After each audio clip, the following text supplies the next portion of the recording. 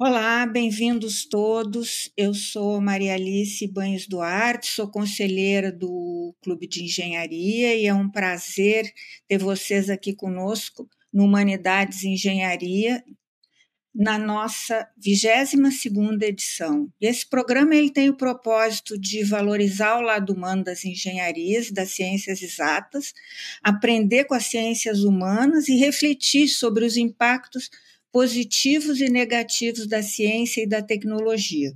O programa conta com a coordenação do conselheiro Carlos Ferreira, que está aqui presente, que vai ser o nosso entrevistador, e o professor Eloy Moreira, ex-presidente do Clube de Engenharia. Ferreira, você pode se apresentar, dar as boas-vindas. Boa noite a todos, a audiência, a Cisneia. Esse é o nosso programa, na verdade, o segundo da temporada 2025, e dentro do conjunto do Projeto Humanidade, é o segundo também onde nós vamos tratar do tema dos povos originários, tão importante. Nós tivemos o primeiro com a cientista Ima Vieira, muito conhecida, e agora estamos aqui com uma representante direta dos nossos povos originários, Cisneia Menezes. Cisneia, seja muito bem-vinda, por gentileza. Bom, como o Ferreira falou, nesse programa a gente está recebendo a Cisneia Menezes Basílio. Ela é indígena do povo Dessana, do Alto do Rio Negro.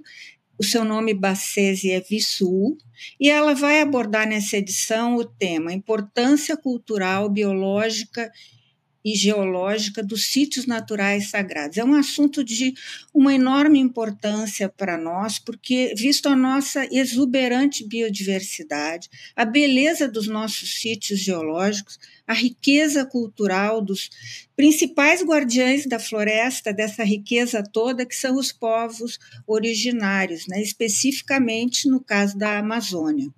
A Cisneia é bacharel em Geologia pela UFAM, especialista em auditoria e perícia ambiental, é mestre em Geociências pelo Programa de Pós-Graduação em Geociências da Universidade Federal do Amazonas, foi a primeira geóloga indígena e a primeira também a obter o grau de mestre em Geociências.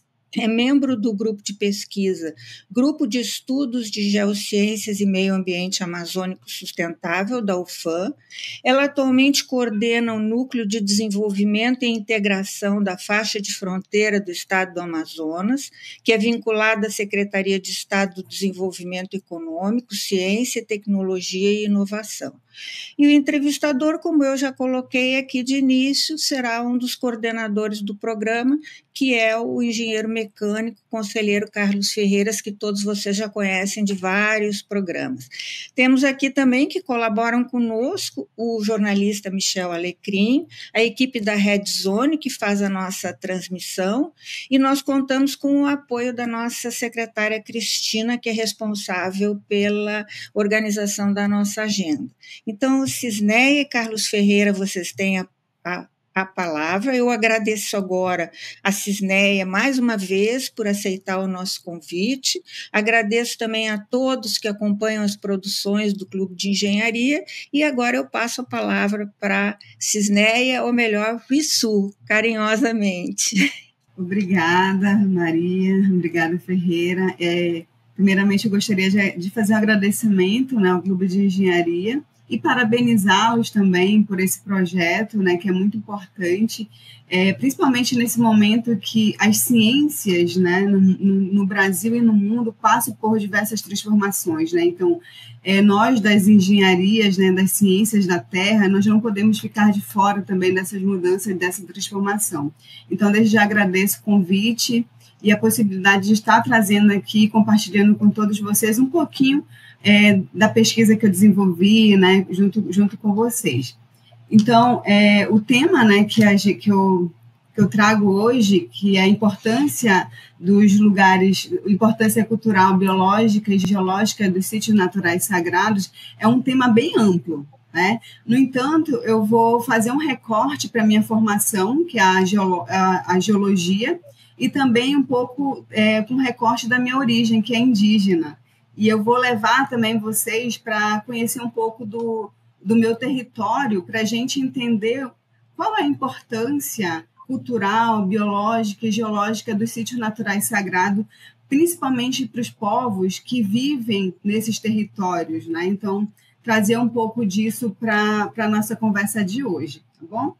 Então, para a gente iniciar, eu trago aqui, compartilho com vocês uma definição mais ampliada, né, do que são os lugares sagrados, né? Os lugares sagrados, segundo Fernandes e Pinto, são esses locais que são referenciados por determinados grupos sociais como sagrados. Também são lugares de devoção, de tradições, de crenças e religiões pelo mundo todo, né?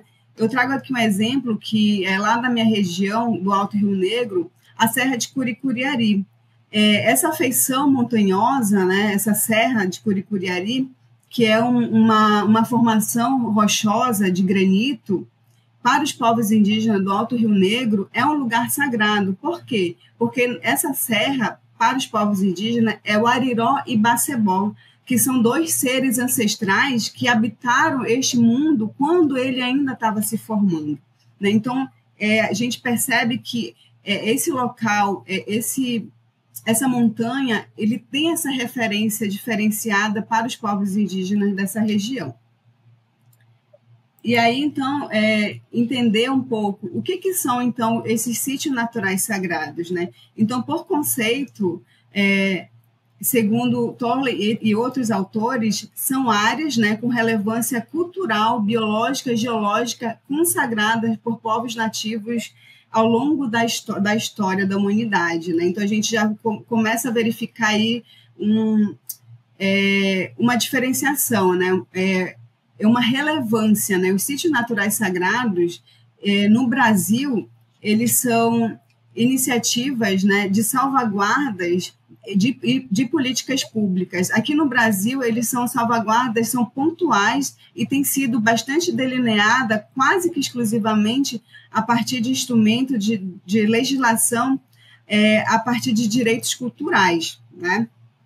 E aí, então, a gente verifica a importância que esses locais têm para esses povos, né? Então, além da relevância cultural, a gente verifica que esses sítios, eles têm essa importância, né? Aqui no Amazonas, nós temos um sítio natural sagrado.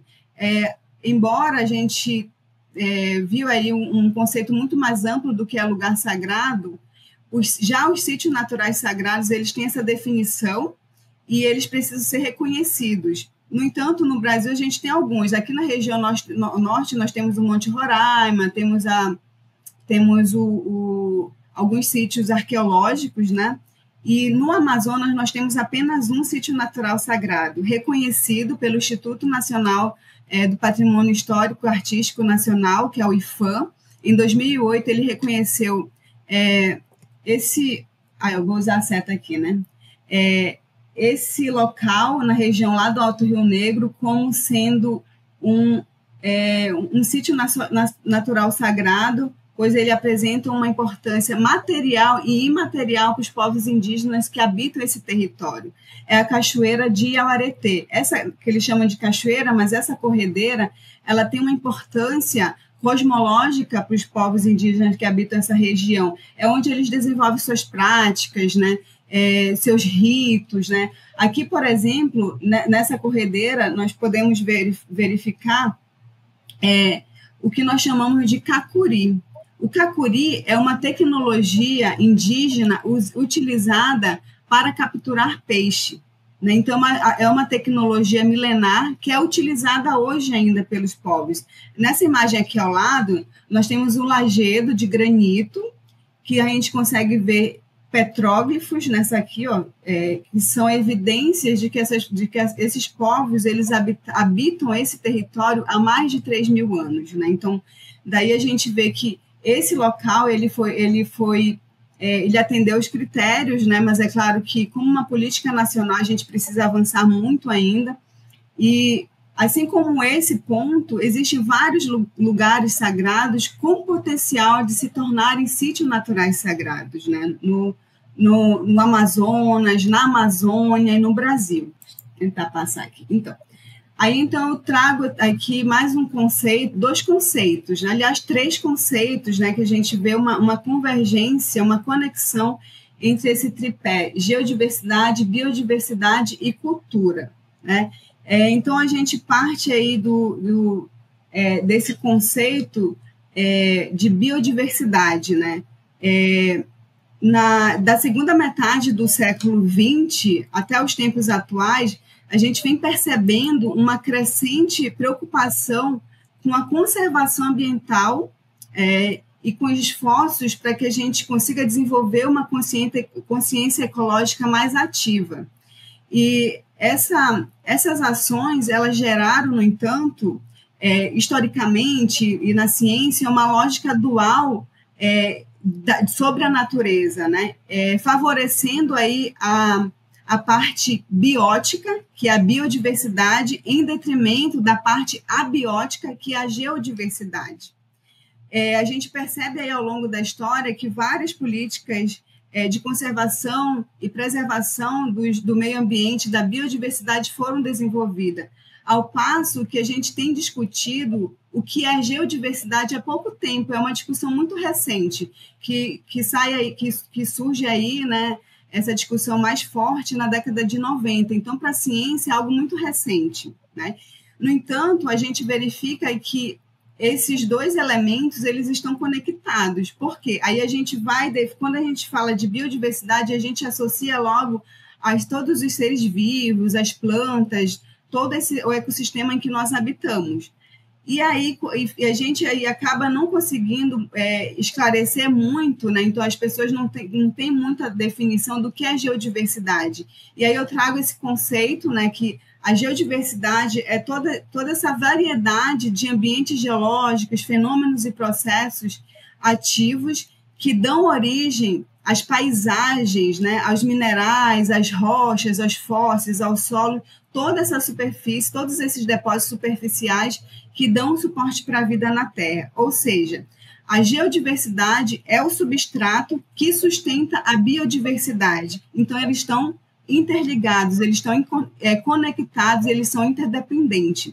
Então, a gente passa aí de que a gente tem várias estratégias e políticas públicas de conservação da biodiversidade, enquanto a gente ainda está começando a discutir o que é geodiversidade, né? Então, por isso que eu trago assim, essa lógica dual para a gente entender, mas quando a gente olha na prática, né, a nossa relação, né, dos seres humanos que vão utilizar esses elementos para a sua sobrevivência, para o seu desenvolvimento, a gente verifica essa convergência, essa conexão entre esses elementos, esses fatores bióticos, esses fatores abióticos e o desenvolvimento, os seres humanos habitando e utilizando esses locais, esses espaços, né?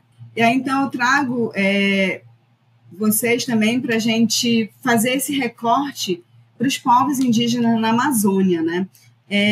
A gente sabe que na Amazônia é onde se concentram as maiores populações indígenas, né? Na Amazônia brasileira, nós somos mais de 180 povos que habitam aqui os 9 estados brasileiros que compõem a Amazônia. São mais de 300 línguas faladas, né? Então, a gente consegue perceber a complexidade e a diversidade que existe nessa região. Então, eu convido vocês agora para conhecer o meu território, que é o território da região do Alto Rio Negro. Aqui nós temos um mapa, né? São Gabriel da Cachoeira, região conhecida como Cabeça do Cachorro, devido a esse formato no mapa. Ele fica localizado aqui no norte do estado, ao norte do Brasil, no extremo noroeste do estado do Amazonas, na região de tríplice fronteira Brasil, Colômbia e Venezuela, né? Lá no Alto Rio Negro nós somos mais de 24 povos indígenas, são 5 terras indígenas demarcadas e são 22 línguas faladas, onde dessas 4 línguas são cooficializadas no município, né? E aí eu destaco também 2 povos, né, que vivem no Alto Rio Negro, que é o povo tucano, conhecido como, que é o povo Iepamaçã, na língua indígena, e o povo Dessana, que na língua indígena é Umucurimaçã, que são o meu povo, né? Porque eu sou filha de uma mulher dessana com um homem tucano, né? Então, são dois povos que eu faço um recorte aqui para a gente, junto com a cosmologia desses povos, entender a importância e a relação desses povos com os territórios e com os sítios naturais sagrados. Então, essa relação dos povos indígenas com o território, ele vai além daquilo que a gente estuda, né, como ciência convencional, né, que eu trago um mapa geológico, né, um mapa geológico que representa todo o contexto geológico da região do Alto Rio Negro, né, do escudo da Guiânia, e os domínios, né, que é o domínio Wopés, essa região aqui, domínio Içana e domínio Imeri, que pega uma parte da região do Alto Rio Negro, mas que compõe aí a província Rio Negro nessa região. Então, toda essa paisagem que é composta dessa formação geológica, ela é representada aí por várias feições de montanhas, serras, como o Pico da Neblina, né, que é o ponto mais alto do Brasil, que é uma região muito bonita. Eu tive a oportunidade de escalar ela em 2014. É um território que é formado por rochas metasedimentares, né? Mas para os povos indígenas daquela região, principalmente para o povo Yanomami, que é o território deles, essa região montanhosa é um lugar sagrado. Para eles, o Pico da Neblina é Iaripupuê, que traduzindo é Montanha dos Ventos, né? Então, é um local muito importante para eles, né? Então, a gente verifica aí a importância da geodiversidade para a ciência, mas também a gente percebe que para os povos que habitam é uma outra perspectiva, é uma outra lógica, é uma outra visão, né? Então, além das serras, das montanhas, aqui tem o Morro dos Seis Lagos, que é uma região carbonatítica, mas que para os povos de lá é um lugar sagrado também. O rio, para os povos indígenas, não serve somente para a locomoção, mas para consumo de água, para alimentação da pesca, né? Até mesmo para a caça, porque a gente precisa acessar muitos locais através dos rios, dos igarapés, dos igapós. O solo, através do manejo da roça, né? A roça, né, é uma técnica de manejo milenar, onde os povos indígenas eles utilizam do solo e eles dão um tempo para que ele descanse, para que futuramente outros possam vir e utilizar daquele mesmo espaço, né? Então, são técnicas de manejo que é utilizada para que a gente consiga realmente usar esses recursos de forma que a gente não prejudique essa e as futuras gerações. Então, para os povos indígenas, todas essas feições, todos esses elementos geomorfológicos, hidrográficos e pedológicos, eles não são simplesmente essas propriedades físico-químicas, eles são nossos parentes, né? O rio é nosso parente, a montanha é nosso parente. Por quê? Porque ali habitam seres ancestrais que cuidam e preservam esses locais, né? Então, a gente coabita esses espaços, esses territórios com esses seres que são os protetores desses locais, né? Então, a gente precisa cuidar e preservar e utilizar esses recursos de forma harmoniosa. E como que nós, indígenas, sabemos disso? Como que a gente entende isso, né? De onde veio esse conhecimento para os povos indígenas? Veio da nossa cosmologia, da nossa cosmovisão. Mas o que é isso? O que é a cosmologia indígena? O que é a cosmovisão indígena? São as nossas ciências, são os nossos conhecimentos. Assim como a ciência convencional, os conhecimentos, as ciências não indígenas, tem a matemática, a física, a química, a biologia, a geologia, os povos indígenas também têm seus conhecimentos, né? É claro que a gente não desenvolveu técnicas como as universidades desenvolvem, metodologia. Hoje nós estamos num movimento de criar nossas próprias epistemologias indígenas dentro das academias, né? Então, o meu estudo, a minha pesquisa do mestrado é um fruto disso, né? É claro que o processo é longo ainda, é muito incipiente, mas estamos aí nessa construção, né? Então, essa nossa cosmologia, ela foi repassada para nós através de narrativas cosmológicas, que nós chamamos de Kirtir-Kursé. Mas aí, se não ia ficar muitas palavras, então eu traduzi aqui como narrativas cosmológicas, né? Então, essas pinturas aqui são de um artista plástico chamado Feliciano Lana. Feliciano Lana era um artista plástico dessana que já faleceu, mas Feliciano, ele pintava as narrativas místicas, as narrativas cosmológicas, para ele não esquecer. Então, a arte dele retrata esses locais sagrados através dessas narrativas, né? Essas narrativas, elas são utilizadas pelos especialistas indígenas até hoje, né? Então, assim como Feliciano ele pinta, outros especialistas indígenas como os Pumuã, Iá e Baiá, que são, traduzindo, seriam os pajés, eles utilizam essas narrativas místicas nos seus processos de cura, de Barcessé, né, que são esses benzimentos. E aí, então, esses territórios, eles são dotados de narrativas, de histórias, de vida, né? Então, todos esses territórios, eles são utilizados pelos povos indígenas para as suas práticas, para os seus rituais, né?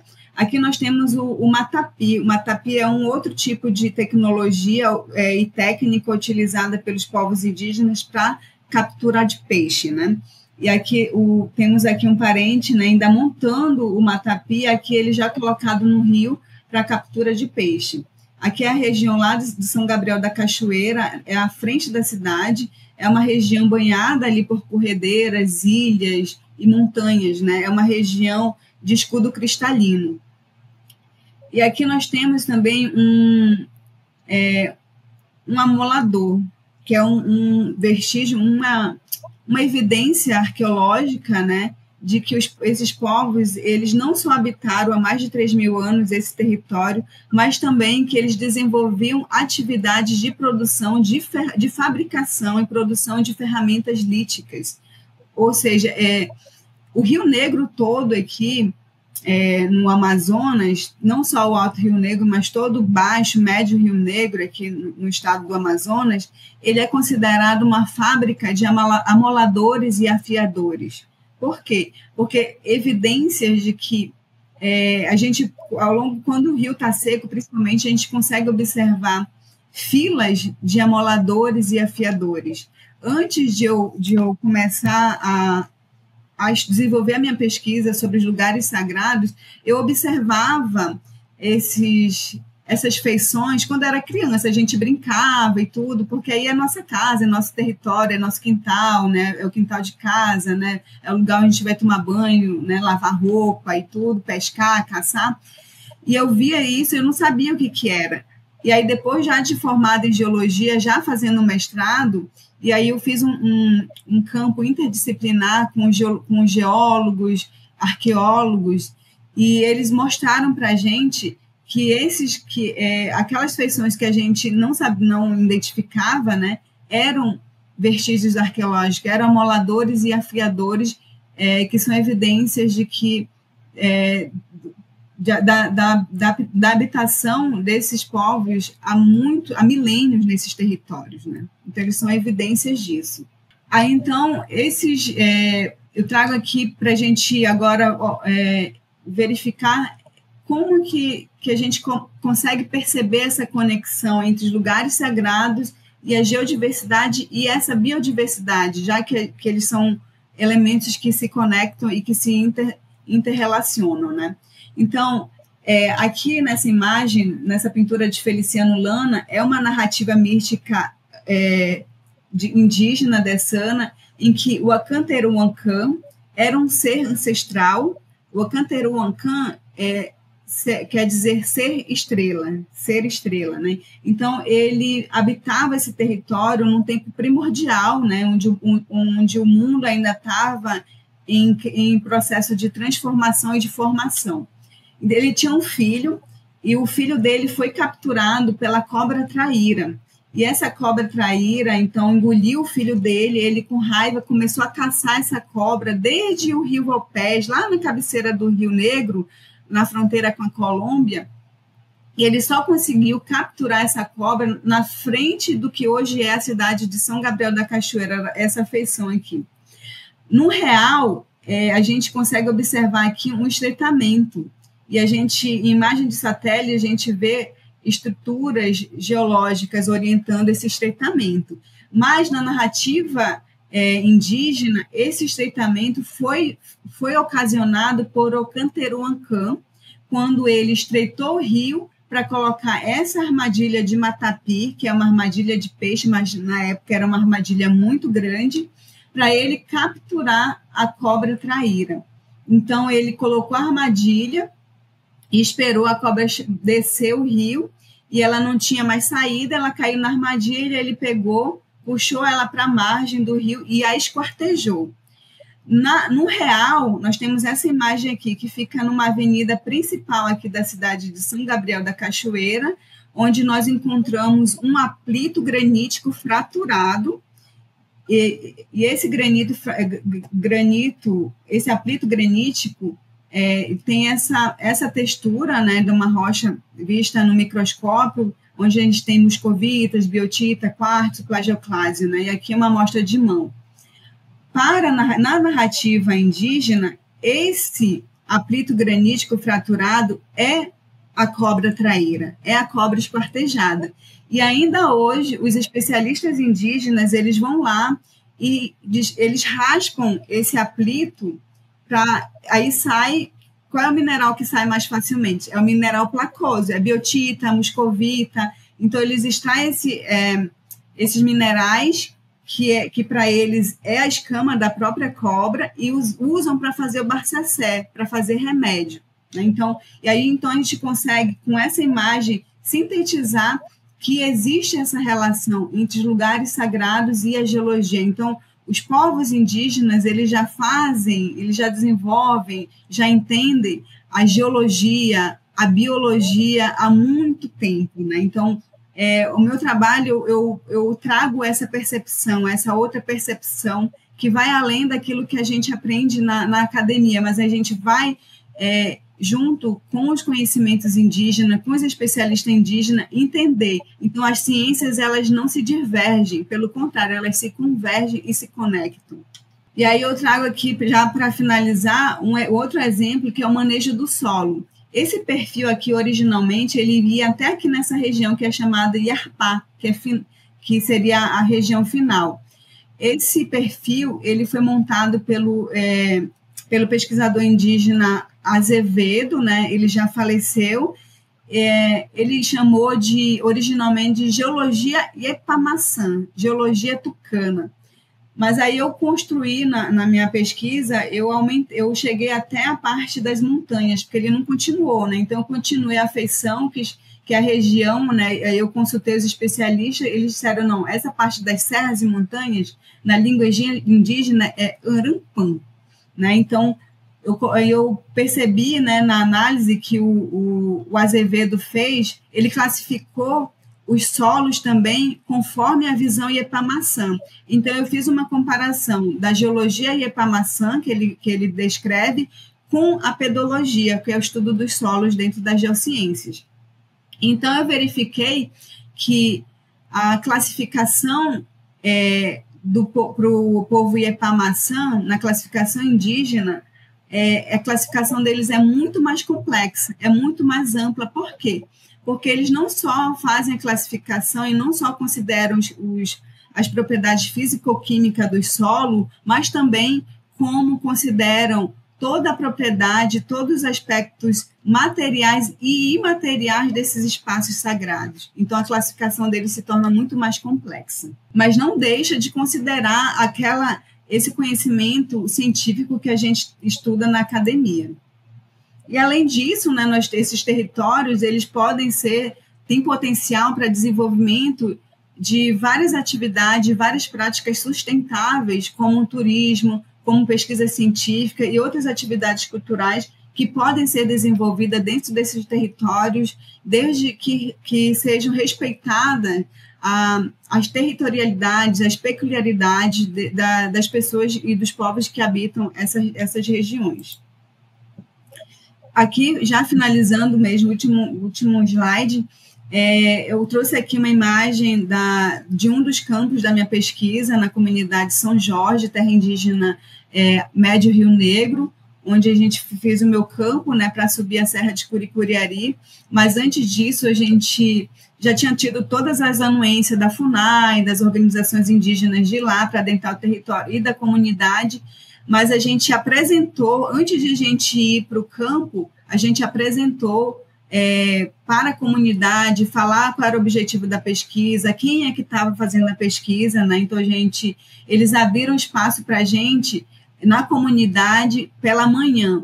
Todos os dias, a comunidade, eles têm esse momento coletivo, que antes de eles começarem as atividades das aulas, de ir para a roça, de ir caçar, de pescar, e as crianças irem estudar, eles se reúnem no centro comunitário, cada um leva um prato de comida, que seria o café da manhã, mas a gente não toma café da manhã igual os não indígenas, né? Nosso café da manhã não é pão, café, leite, não. Nosso café da manhã é peixe, campira, beiju, né? Comida mesmo, né? Então, aí cada um leva um pouco e compartilha, né? E conversa e define algumas coisas nessa reunião. Então, eles abriram esse espaço para a gente explicar um pouco do que ia ser a pesquisa, né?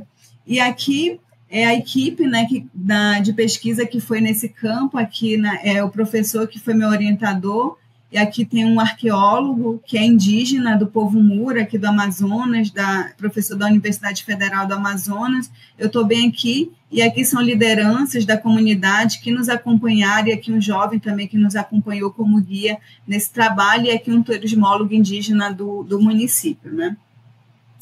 Então, nesse sentido, assim, isso tudo eu mostro para a gente entender qual a importância cultural, biológica e geológica dos sítios naturais sagrados, e a gente precisa entender como que é essa relação dos povos indígenas com o seu território. Então, a cosmologia indígena, a gente entender a cosmologia indígena, essa percepção indígena, nos permite identificar, não só identificar, mas também entender e compreender como que funciona essa inter-relação entre humanos e natureza nesses territórios, né?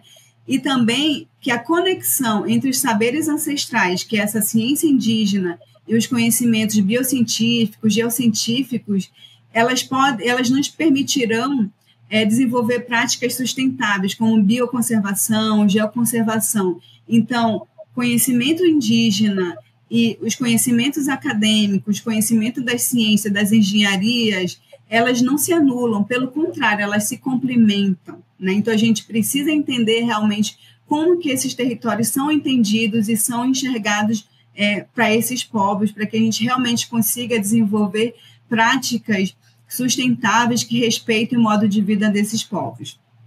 E aí eu pego, para finalizar, esse gancho que a gente está desenvolvendo, tem avançado um pouco dentro da geologia, sobre patrimônio geológico e lugares sagrados. Nós temos categorias de valores, nós valoramos, né, os elementos da geodiversidade e patrimônio geológico. No entanto, na minha pesquisa, eu identifiquei que os critérios utilizados, como o do GeoCity, a Maria deve conhecer, eles não servem para os territórios tradicionais, eles não servem para os territórios indígenas. Por quê? Porque os valores vão ser diferentes, porque a gente coloca como padrão, os maiores valores vão ser os científicos e o econômico. Só que nos territórios indígenas vão ser valores muito baixos, porque os critérios de valoração seriam outros, porque a lógica é outra, né?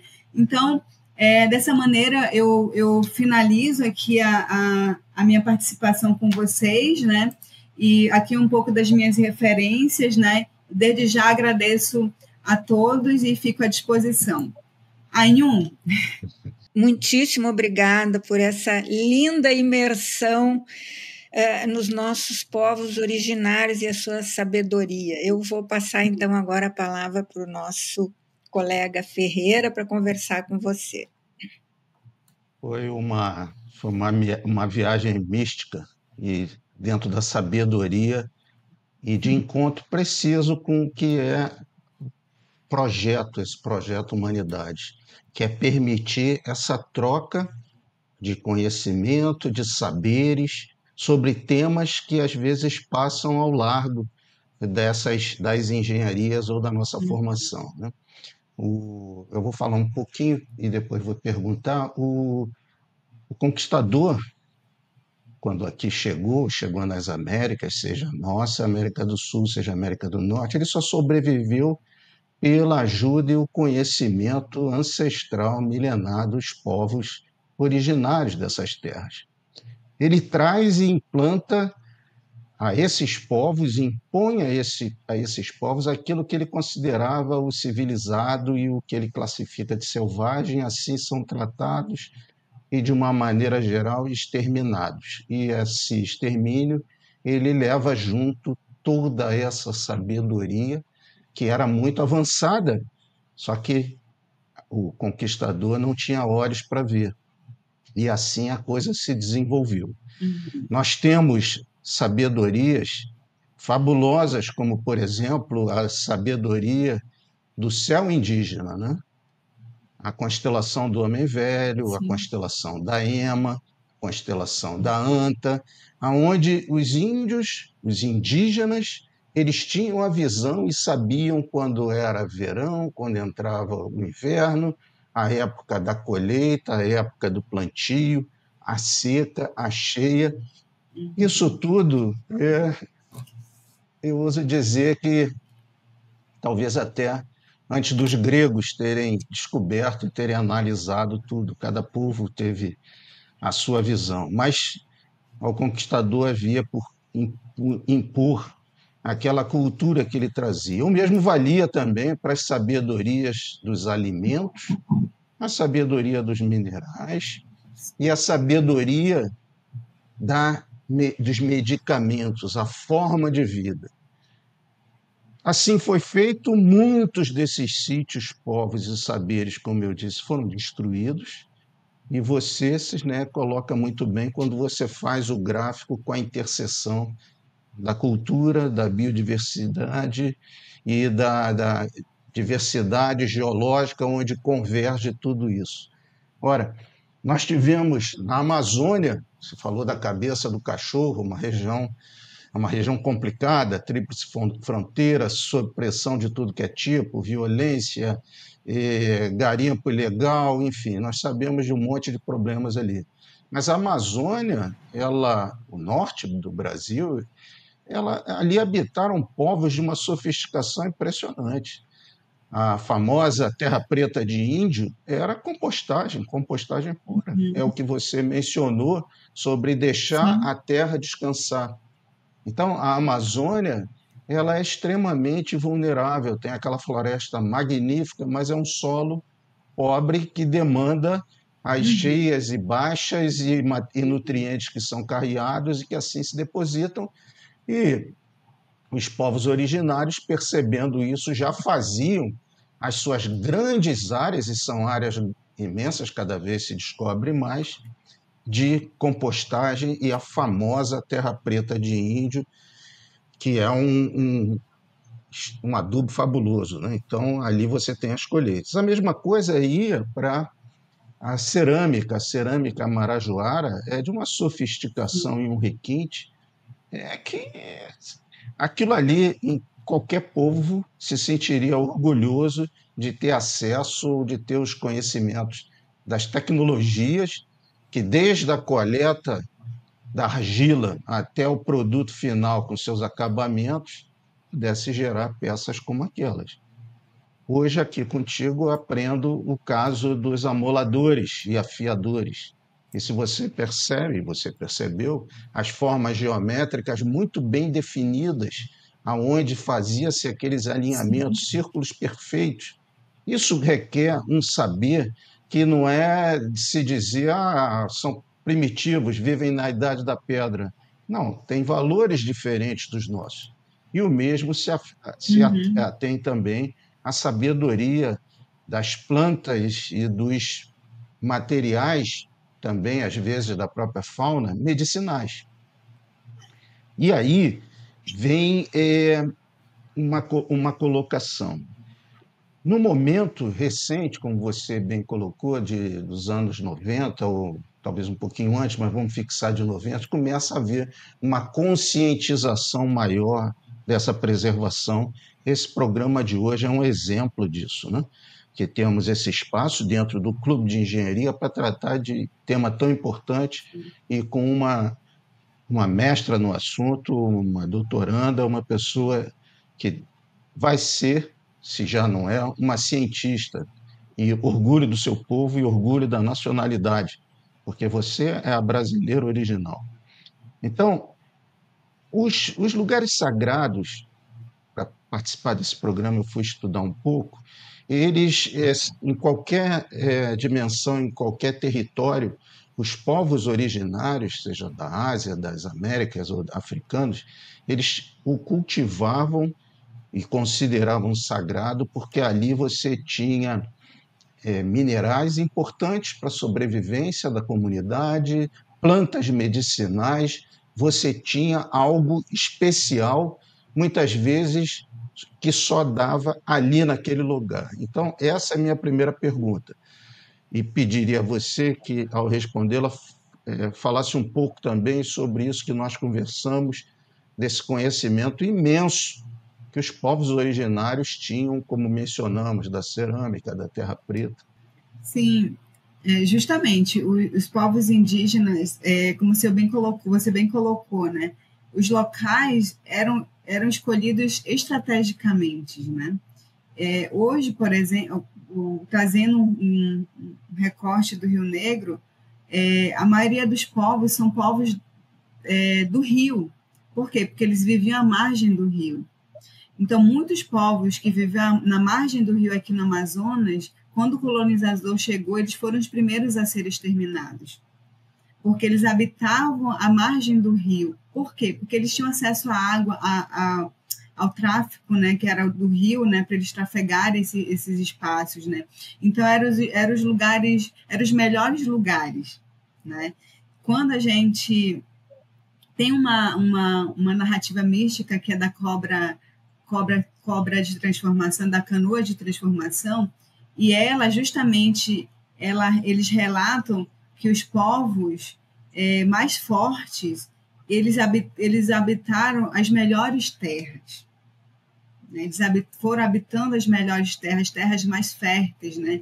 E aí, então, estrategicamente, esses locais são escolhidos. Então, os sítios naturais sagrados, eles são realmente locais de relevância e que conta, né, que trazem a memória de como esses povos habitaram, né? Então, a gente consegue, através dos sítios naturais sagrados, verificar e ter evidências da sociocosmologia desses povos, que aí trazem para a gente hoje, né, na ciência, para a gente estudar como que esses povos eles utilizavam, como que eles manejavam esses espaços, né? E você acabou de descrever aí muito bem como que esses povos manejavam, qual era a tecnologia que eles utilizavam, né? Então, hoje a gente encontra essas evidências, né, esses registros nos sítios arqueológicos, né? As cerâmicas, elas têm todo o significado as urnas funerárias. Aqui mesmo em Manaus, eu sempre digo que as cidades, né, elas estão em cima dos sítios, né, dos sítios arqueológicos, porque que as políticas elas são mais recentes, né, como você bem mencionou. Na década de 90, a gente vem falando disso, tem políticas públicas sendo desenvolvidas. Então, as cidades elas apagaram essa história, elas apagaram grande parte dos sítios arqueológicos, que a gente também, com o nosso conhecimento, estrategicamente escolhemos os melhores lugares para a gente morar, né, para a gente habitar. Então, nós, com nossa arquitetura contemporânea, a gente acabou apagando esses sítios naturais. Eu tiro, por exemplo, aqui em Manaus, né? Hoje eu estou morando em Manaus, né? Na capital do estado aqui do Amazonas. E aí com o tempo a gente vai vendo que os órgãos eles vão fazendo reforma nos prédios antigos e aí eles vão encontrando as cerâmicas, as urnas funerárias.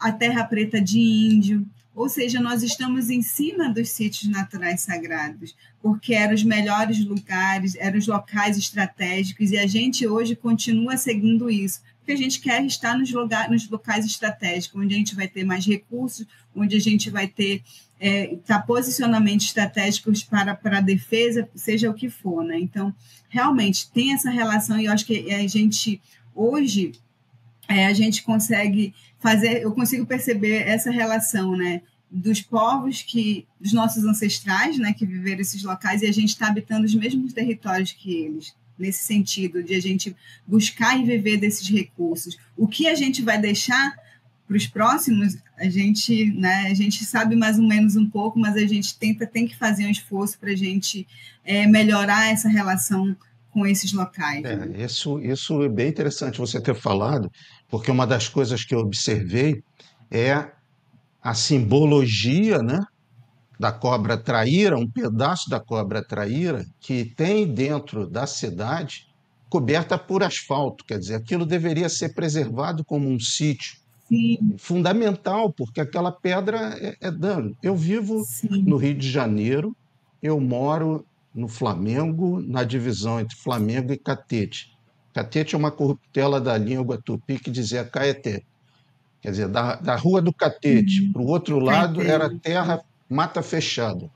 E aqui, muito próxima, coisa de uns 100 metros, ficava a maior aldeia tupinambá de toda a Baía da Guanabara, Uruçumirim, que da onde saíram as canoas guerreiras que navegavam, saíam da Bahia e até a área do litoral paulista, porque era todo da mesma tribo.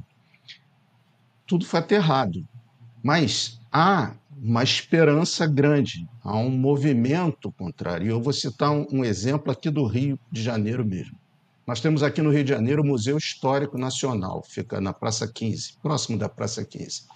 Eu frequento desde criança porque história é um assunto que eu sempre tive um interesse profundo. Esse museu ele sempre cobriu a Brasil Colônia, Primeiro e Segundo Império, e depois acabava porque o Museu da República é aqui ao lado no Palácio do Catete. Esse museu ele sofreu uma reforma, acho que nos últimos 10 anos, que o colocou em um padrão fabuloso. Quem vier ao Rio de Janeiro não deixe de visitar o Museu Histórico Nacional. Ele tem instalações de primeiríssima linha, uma estrutura fabulosa e uma sequência de exposições também muito bem estruturada. E agora, aonde é que começa toda a história do Museu Histórico Nacional na sua exposição? Pelos povos originários. É ali que você vai ver a armadilha para pegar peixe, eu esqueço sempre o nome, que você faz a drenagem, a lavagem da mandioca, tapiri, né? Que você faz a tipiti, que você tem cortes e visões dos sambaquis, que tinha muito aqui no Rio de Janeiro, e que foi depois a indústria do calcário e de cimento destruiu e levou praticamente aquilo tudo. Hoje já se mudou. Então, há uma reversão disso. Aí não é nenhuma pergunta, é quase que uma exortação. Ainda sobre o conhecimento, a corte portuguesa, quando aqui chegou em 1808, no Rio de Janeiro, com esse calor de Rio 40 graus, trouxe os seus potes de água usados na corte em Lisboa, tudo em porcelana. A água apodrecia nos potes de barro. O que foi usar? Foi buscar no índio os vasos cerâmicos que permitiam a ventilação da água, até mantendo a água mais fresca. Mas, como na sua ótica, ainda buscando esse conhecimento e esse sagrado, porque passa por uma série de fatores, é tão amplo que eu não consigo parar de falar, porque você vê o que é um pajé, ou uma rezadeira, ou um ancião que reza. Aquilo é uma terapia holística. Se você parar e pensar, aquilo está dentro de conceitos de terapia holística. Ajuda na alma, ajuda no espírito, ajuda no bem-estar. Então, eu acho que a gente precisa trabalhar em um projeto de recuperação desse conhecimento indígena ancestral para aplicação nas nossas vidas. Eu sei que existem muitas correntes sobre isso, e aí queria ter sua visão sobre isso, que você está dentro do processo, né? Sim, hoje, aqui no Amazonas, especificamente no Alto Rio Negro, nós temos, como eu mencionei durante a apresentação, o movimento indígena de pesquisadores aqui no Amazonas, ele está num processo de construção das nossas epistemes, das nossas epistemologias indígenas, né? A gente não está criando novos conhecimentos, a gente está só traduzindo para a academia os conhecimentos ancestrais, né? Então, a gente traz isso, né? O João Paulo Barreto, que é antropólogo indígena, que foi prêmio CAPES de pesquisa em 2022, ele traz isso, né? Ele traz essa relação do corpo com a natureza, né? Que são relações que não se dissociam, mas, pelo contrário, são de dependência, né?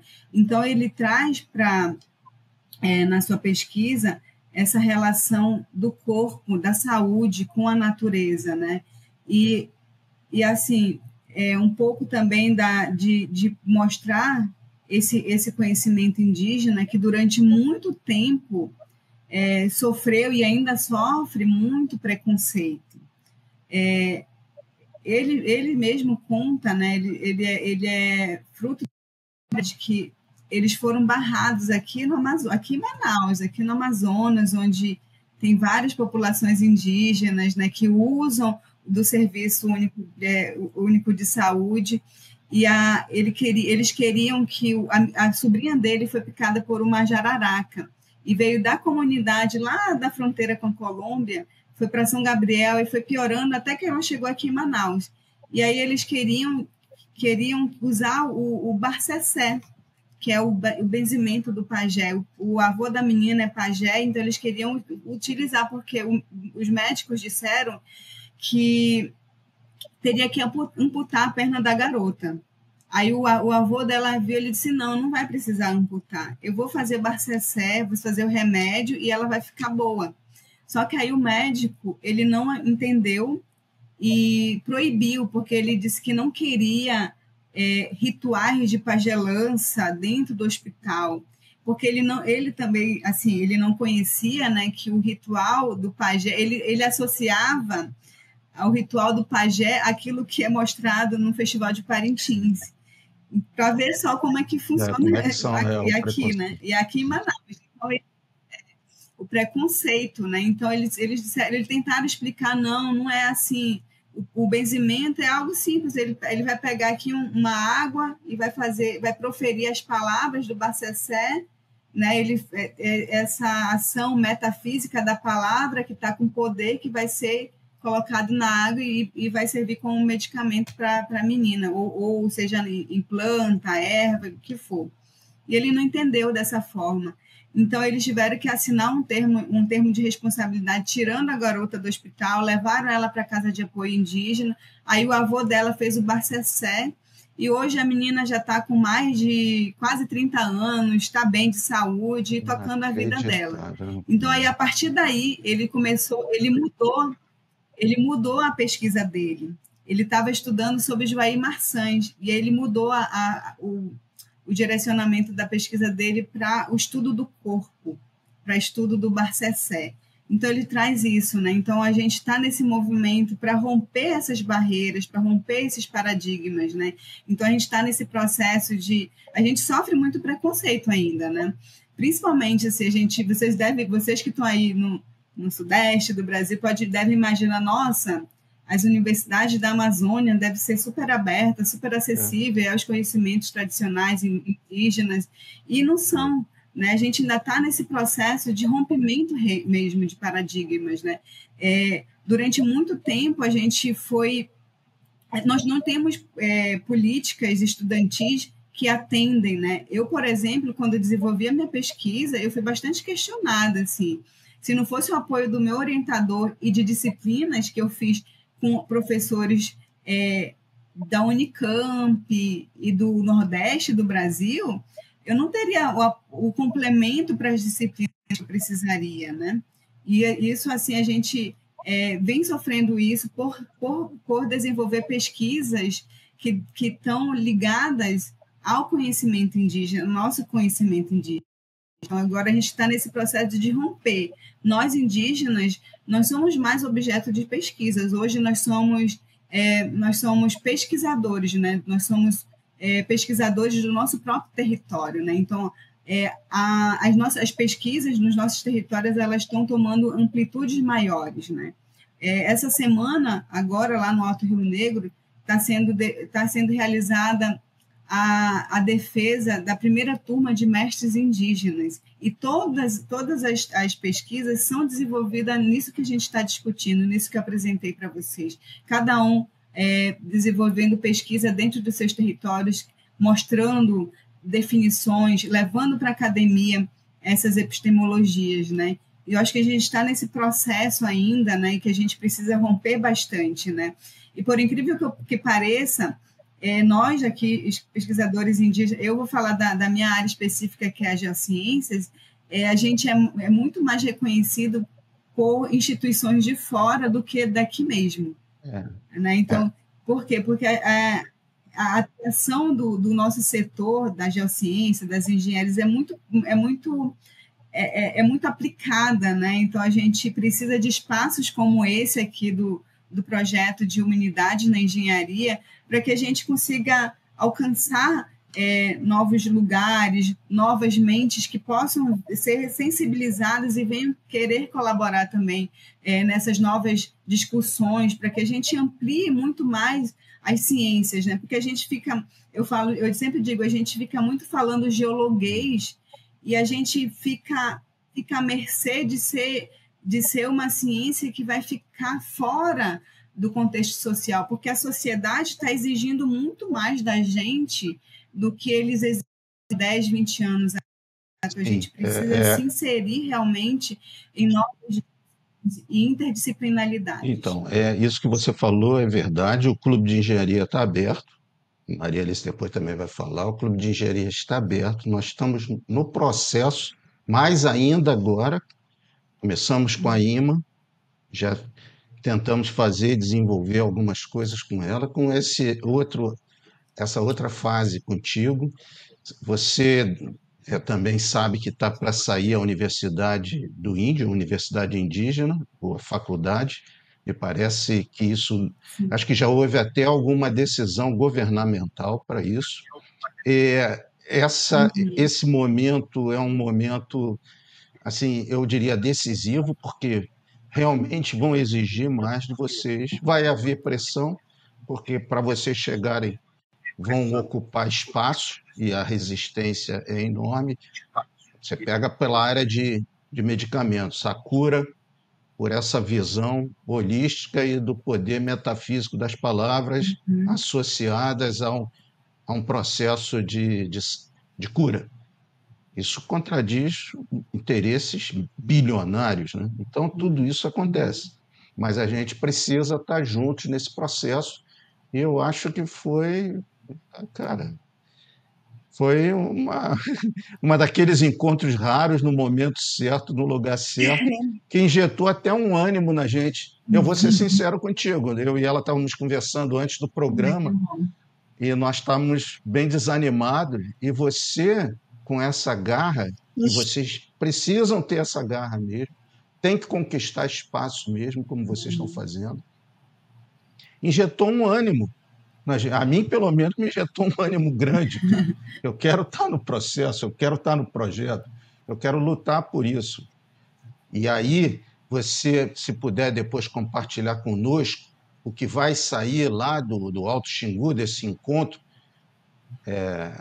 que você falou, né, de outros pesquisadores fazendo trabalhos, para que a gente possa divulgar. Sim, é do Alto Rio Negro, né? Alto Xingu é lá do outro lado, é lá para o lado leste. Do Alto Rio Negro. Aí você mandar também para a gente poder divulgá-los. E depois, quem sabe, você possa sugerir que alguém possa compartilhar conosco também, como estamos fazendo contigo, né, Maria Alice? Outros programas, porque Sim. esse saber ancestral, esse orgulho, e eu tenho um orgulho imenso pelos povos originários brasileiros, que sofreram uma barbaridade, ainda sofrem, né? Mas que têm muito a contribuir para a gente, em todas as áreas, inclusive na área de preservação e restauro, né? Sobretudo, E de é, restauro, né? Recomposição, como a IMA fala. Sim. Então, fico sobretudo muito nessa feliz. área. Não, pode continuar, eu te Não, cortei, eu ia desculpa. passar para você, Eu me entusiasmei. eu estou assim, Não, fascinado eu com a tua fiquei. palestra e com É, tanto não, conhecimento foi uma. e principalmente essa vontade, né, cara? Esse espírito guerreiro que eu É, acho essencial. eu estou extremamente feliz que você tenha aceito o nosso convite, muito orgulhosa de ter você aqui no nosso projeto. Sinta-se fazendo parte do É. Humanidades na Engenharia, agora, daqui para frente. Eu acho assim absolutamente fantástico, né, que você, pelo fato de ter saído de uma aldeia, traduz todo esse conhecimento ancestral, né, e oral, que é mantido na oralidade. Quer dizer, isso é uma coisa de continuidade das ideias, né, você falou da cosmologia, oralmente transmitida. Ou seja, isso tem uma força enorme por ter se propagado até os dias de hoje. Né? E você, então, é uma mensageira desses povos, para trazer isso tudo para a academia, para nós que admiramos tanto esses povos, e muitas vezes não sabemos como agir para evitar os sofrimentos que vocês ainda são objeto, né? Isso é algo que eu acho que a gente tem que partir para uma ação prática, para o respeito dos povos originários, o cuidado com as áreas que eles ocupam, e isso está sendo ameaçado diuturnamente agora, infelizmente, né? Nós só vemos retrocessos nessa área pelo nosso Congresso. Então, assim, o que nós pudermos aqui no Clube de Engenharia fazer para minimizar isso, para ajudar de qualquer forma e nos enriquecer com esse conhecimento todo, né? Porque, na verdade, hoje foi uma riqueza enorme que você trouxe para nós nessa sua palestra. Eu te agradeço muito, imensamente. Passo a você agora para dar as suas palavras finais desse programa, que eu tenho certeza que vai ser muito visualizado. Espero que atinja muitos corações e muitas mentes. Nossa, muito obrigada, viu? Fico muito feliz de conhecê-los e conhecer o projeto, né? E saber que ele está nessa fase inicial e que eu pude compartilhar um pouco do conhecimento ancestral indígena com vocês e perceber o entusiasmo de vocês ao ouvirem um pouco do que a gente tem como ancestralidade, né? E também saber que a gente pode contar com projetos como o de vocês, tá? Então, muito obrigada. Eu fico à disposição e fico à disposição para qualquer momento, né, que vocês precisarem e quiserem também indicações de outros pesquisadores indígenas dentro daquilo que vocês acharem pertinente, eu posso estar orientando. A gente tem uma rede de contato entre pesquisadores indígenas muito grande na Amazônia, no Brasil, e essas redes elas precisam ser ampliadas, né, e serem valorizadas e divulgadas por canais como esses. Então, muito obrigada. Certamente. Ferreira, suas palavras finais. Então, eu agradeço muito, foi uma viagem fabulosa. Você tem uma facilidade incrível de transmitir isso numa linguagem extremamente fluida, acessível.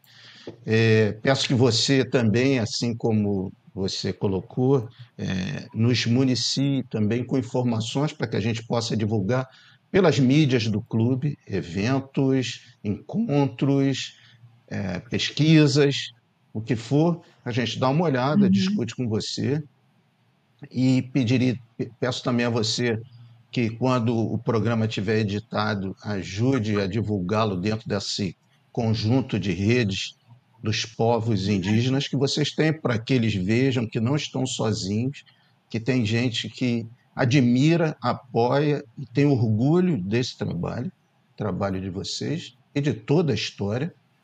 Nós nos incluímos nisso. Eu quero agradecer também a Red Zone aí pelo trabalho de sempre, a Cristina, secretária, ao nosso Michel, jornalista, agradecer muito a nossa audiência, pedir que divulguem e principalmente deem like, porque o algoritmo do Google, do YouTube, enfim, dessas mídias, eles somente operam através de likes ou comentários, e é isso que nos motiva, que justifica a existência do programa, porque esse programa ele tem um custo que é arcado pelo Clube de Engenharia, mas para que a gente possa mantê-lo, nós temos que mostrar que está tendo resultado. Então, eu peço a cada um que dê seu like, veja, compartilhe, nos ajudem. E muito obrigado. E muito obrigado a você. Tá? Eu, antes de encerrar aqui, eu preciso fazer uma nota de agradecimento ao seu colega geólogo, o Ricardo Latigé, que foi quem me colocou em contato com você. Então, ele é parte do sucesso desse programa. Queria deixar aqui registrado esse agradecimento a ele. Quero agradecer a todos os que vão nos assistir. E, como eu sempre comento no final do programa, se você for engenheiro, geólogo, geógrafo, arquiteto, da área de exatas, como físico, químico, matemático, fica sempre aqui o convite para você se associar ao Clube de Engenharia.